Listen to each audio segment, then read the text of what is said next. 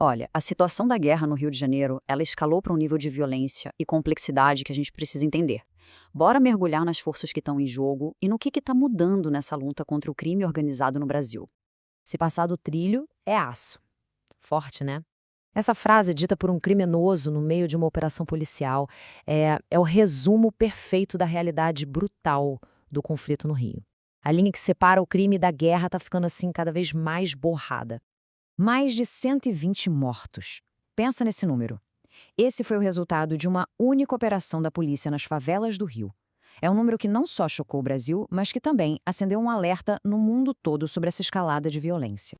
E aí, no meio dessa violência toda, surge uma pergunta fundamental que pode mudar completamente a forma como se enxerga esse conflito. E a resposta internacional veio rápido, e olha, não foi qualquer coisa. A Argentina e o Paraguai tomaram uma atitude bem drástica. Classificaram o PCC e o Comando Vermelho oficialmente como grupos terroristas. Isso é gigante porque pega um problema que era visto como só do Brasil e eleva para uma ameaça à segurança internacional.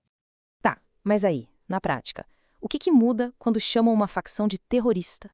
Olha, muda basicamente tudo. Primeiro, permite penas muito mais severas. Segundo, facilita a cooperação entre países para rastrear o dinheiro e as armas, sabe? E por fim, dá para o Estado novas ferramentas de investigação para tentar desmontar esses verdadeiros impérios do crime. E quando a gente fala de impérios, não é exagero. Pega só o PCC. Estima-se que ele movimenta uns 120 bilhões de reais por ano. Isso principalmente com o tráfico de drogas. Para ter uma noção do que isso significa, essa grana é maior que o PIB de países inteiros como a Bolívia. É um poder econômico absurdo. Mas ok, para a gente entender por que o mundo está reagindo assim, a gente precisa descer pro nível da rua e ver como é esse conflito na prática. E essa frase do Sargento Nantes diz tudo. O criminoso é covarde. Ele usa as pessoas de bem que moram na comunidade como escudo. Esse é o maior desafio tático da polícia. As facções agem de propósito no meio dos moradores, dos civis, e isso torna qualquer operação uma coisa extremamente perigosa. Então, o que a gente tem é o seguinte: de um lado, as facções usando tática de guerrilha, equipamento militar, e o pior, usando a população como escudo. Do outro, a polícia, que tem a obrigação de proteger justamente essas pessoas. É o que chamam de guerra simétrica, né? E isso força a polícia a criar táticas super complexas para tentar diminuir o risco de atingir inocentes. Só que não é só tiro e bomba. Tem outra guerra acontecendo ao mesmo tempo, uma guerra que não é no morro. É uma guerra de narrativas. Uma batalha para ver quem conta essa história e como ela vai ser contada. E logo depois da operação, essa batalha começou para valer. O material que a gente analisou aponta que uma parte da mídia começou a retratar os membros das facções, mesmo aqueles armados até os dentes, como jovens vítimas. E isso, claro, gerou uma polêmica enorme sobre a cobertura do conflito. E a polêmica fica ainda maior com acusações de que a cena do crime foi manipulada. A fonte chega a relatar que equipamentos táticos, como coletes à prova de bala, teriam sido retirados dos corpos dos criminosos mortos. Para quê? Para construir uma imagem de que ali foram massacrados inocentes e não combatentes que estavam trocando tiro com a polícia. Só que aí vem o grande contraponto. Essa narrativa bate de frente com o que os próprios moradores pensam. Uma pesquisa da Atlas Intel trouxe um dado, assim, impressionante. 88% das pessoas que vivem nessas comunidades apoiaram a operação da polícia. Isso mostra que existe um abismo gigantesco entre o que é falado do lado de fora e a realidade de quem está ali, no meio do fogo cruzado. E essa diferença toda de percepção, na verdade, aponta para um choque ainda mais profundo, que foi um tema central na discussão que a gente está analisando.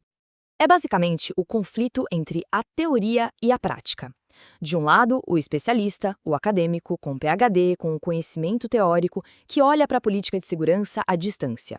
Do outro, o policial, que está ali na linha de frente há anos, que tem que tomar decisões de vida ou morte em uma fração de segundo. A senhora sabe estudar? A senhora só não sabe o que é pegar um trem desse aqui, subir e tomar tiro. Isso a senhora não sabe. A prática da senhora é zero. Essa fala do delegado Palumbo para uma especialista, nossa, ela resume perfeitamente a frustração que a polícia sente. É aquela sensação de que a realidade deles, o dia a dia, está sendo julgado por teóricos que nunca, como se diz, sentiram o cheiro da pólvora. Beleza, o problema é super complexo. Então, qual seria a solução? O que foi proposto nessa discussão para a gente sair disso? Basicamente, a discussão aponta para uma solução que se apoia em 3 pilares. Primeiro, atacar o bolso, o financeiro, ir atrás da lavagem de dinheiro, rastrear a venda de armas.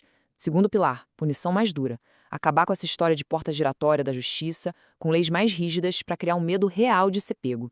E o terceiro, que talvez seja o mais crucial a longo prazo, investimento social pesado, focar em educação, em criar oportunidades de verdade para quebrar esse ciclo que leva o jovem para o crime. No fim das contas, o ponto-chave é que isso não é só um problema de segurança pública. É uma batalha pelo futuro do país. É sobre garantir que a garotada inteligente que está lá na comunidade vira engenheiro, vira empreendedor, e não o próximo chefe de facção. E isso nos deixa com a pergunta final, que é a mais difícil de todas. Essa guerra se vence na bala? Se vence com investimento? Ou ela só pode ser vencida com uma mudança de cultura inteira?